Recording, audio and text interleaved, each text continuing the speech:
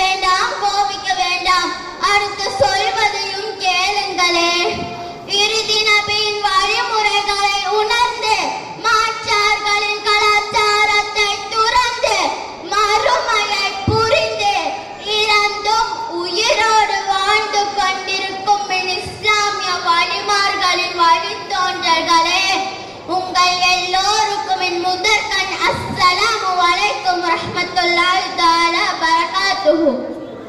கண்ணியம் பொருந்திய அவையோரே, சபையோரே, என் முன் இருக்கும் சக மாணவ மாணவியரே, வாழ்க்கை என்பது சம்பாதிப்பது மட்டுமல்ல, வாழ்க்கை என்பது குடும்பத்தை கொண்டு செலுத்துவது மட்டுமல்ல, வாழ்க்கை என்பது என் மனம் போன போக்கில் போவதல்ல.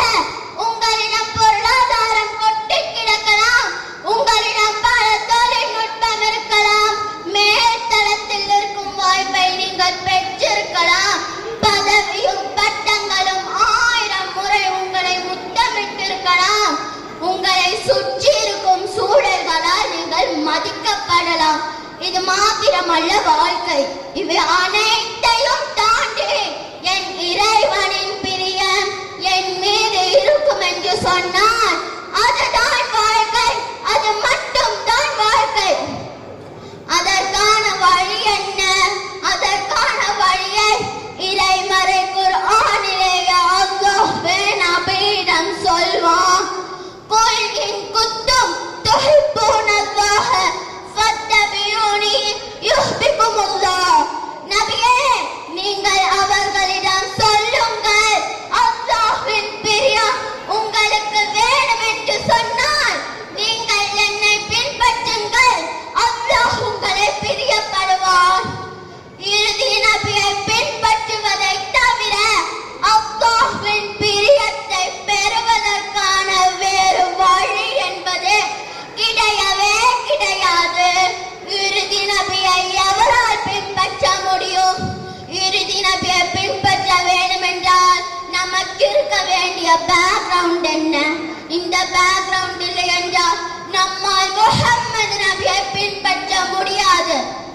அல்லாஹ்வின் மீது சத்தியமிட்டு சொல்கிறேன், அந்த ஒரே ஒரு விஷயத்தை நம் சமூகம் உள்வாங்கி விடுமே ஆனால் ஒட்டுமொத்த சமூகமும் தன் வாழ்க்கை பாதையை மாற்றிக்கொள்ளும் என்பதில் கட்டுக்களவும் சந்தேகமில்லை. நீங்கள் சமூக கவலையுடையவரா? இந்திய வாலிபர்கள் போதை கடுமையானதை நினைத்து வருந்துகிறீர்களா? நான் சொல்வதை காது கொடுத்து கேளுங்கள். நீங்கள் சமூக அக்கறையுடையவரா? இந்திய இளம் பெண்கள் வீட்டிற்குள் இருந்தும் யூடியூப் சேனல் என்ற பெயரில் தன்னை அந்நிய ஆண்களிடத்தில் காட்டிக் கொண்டிருக்கிறார்கள் என்று வருந்துகிறீர்களா? நான் சொல்வதை செவிதாழ்த்தி கேளுங்கள்.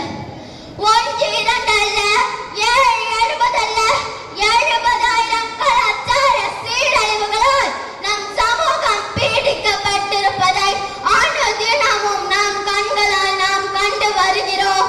இந்திய பயானின் நோக்கம் இவை அனைத்தையும் பட்டியலிடுவதல்ல, இவை அனைத்திற்கான சர்வ நிவாரணியை நம் சமூகத்திற்கு கொடுப்பதுதான்.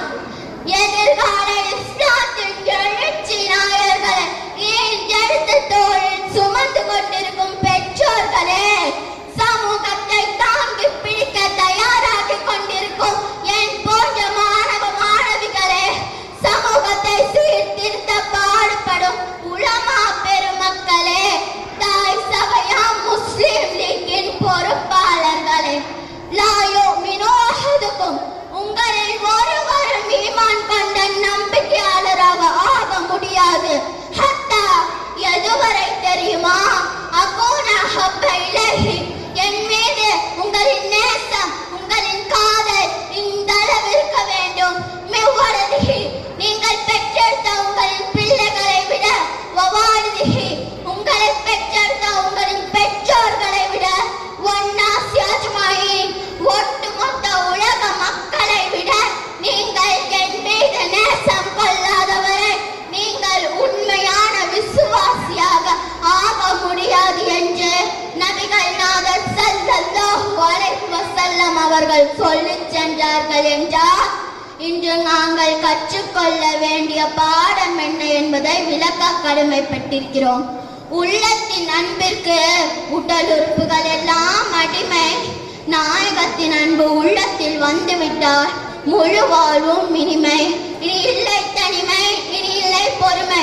முஹம்மதனின் முகபத்தோடு முழு வாழ்வும் வாழுவேன். இறையானின் அன்பை பெற்று உலகை விட்டும் போகுவேன். மலக்குல் மௌத்தின் வருகையால் என் வாழ்வு செழிப்பாகுமே. முஹம்மதனின் முகம் காணும் வாய்ப்பும் வந்து சேருமே. எதிர்பார்க்கும் நேரம் வெகு தூரம் இல்லையே. விழித்துக்கொள் என் சமூகமே, அண்ணலின் அன்பை பிடித்துக்கொள் என் சமூகமே. நாயகத்தின் அன்பில் ஒன்று சேருவோம். மறுமை நாயகத்தின் கரம் பிடித்து சொர்க்கம் செல்வோம். ஆமீன். வாஹிரு தஅவா அனில் ஹம்துலில்லாஹி ரப்பில் ஆலமீன். அஸ்ஸலாமு அலைக்கும் வரஹ்மத்துல்லாஹி தஆலா பரகாத்துஹு. வலைக்கும் அஸ்ஸலாம்.